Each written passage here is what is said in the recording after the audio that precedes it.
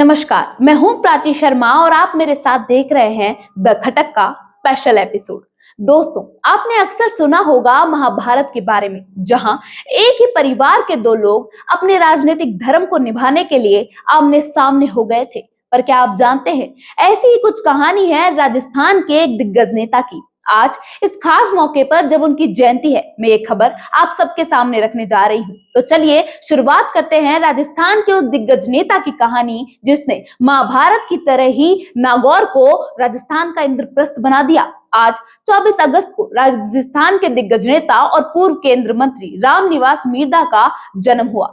24 अगस्त 1924 को नागौर के कुचेरा में जन्मे रामनिवास मिर्धा ने अपने सार्वजनिक जीवन की शुरुआत प्रशासनिक सेवा से की। 1953 में उन्होंने राजस्थान प्रशासनिक सेवा से इस्तीफा देकर जायल विधानसभा से उपचुनाव के जरिए सक्रिय राजनीति में कदम रखा। उनके बाद उनका राजनीतिक सफर राजस्थान विधानसभा, राज्यसभा और केंद्र सरकार में महत्वपूर्ण मंत्रालयों तक पहुंचा। 1957 से 1967 तक रामनिवास मिर्धा राजस्थान विधानसभा के अध्यक्ष रहे। इस दौरान उन्होंने सांसदीय परंपराओं और संस्थाओं को मजबूत करने में महत्वपूर्ण भूमिका निभाई। इसके बाद उन्होंने केंद्र सरकार में गृह, शिक्षा, सिंचाई, विदेश, संचार और स्वास्थ्य जैसे कई महत्वपूर्ण मंत्रालयों की जिम्मेदारी संभाली। 1977 से 1980 तक वो राज्यसभा के उपसभापति भी रहे। रामनिवास मिर्धा की रणनीति की एक खास बात थी कि वो पश्चिम राजस्थान की समस्याओं को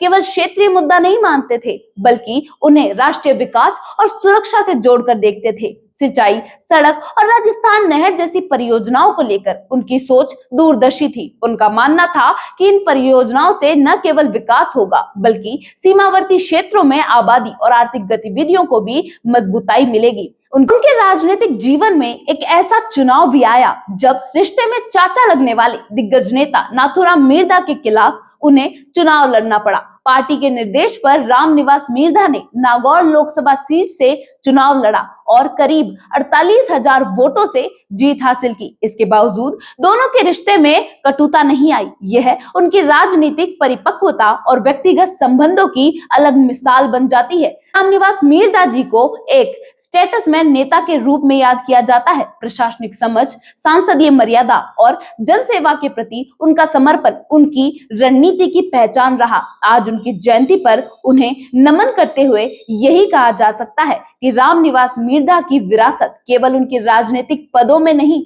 बल्कि मजबूत संस्थाओं, दूरदर्शी सोच और जनसेवा की उस परंपरा में है जो आने वाली पीढ़ियों को हमेशा प्रेरित करती रहेगी। रामनिवास मिर्धा जी की जयंती पर उन्हें शत-शत नमन। राजस्थान की ऐसी अनसुनी कहानियां, यहाँ की अलग पहचान बनाने वाली शख्सियतों का सफर और उनके जीवन से जुड़ी खास किस्सों के लिए देखते रहिए द खटक का स्पेशल एपिसोड। हम रोज इसी प्रकार से राजस्थान की किसी न किसी खास शख्सियत की कहानी या फिर उसके किसी जिले की कहें या फिर कहें उसके किसी अलग संस्थान की कहानियां आप तक इसी प्रकार लाते रहेंगे। तो जुड़े रहिए द खटक के साथ।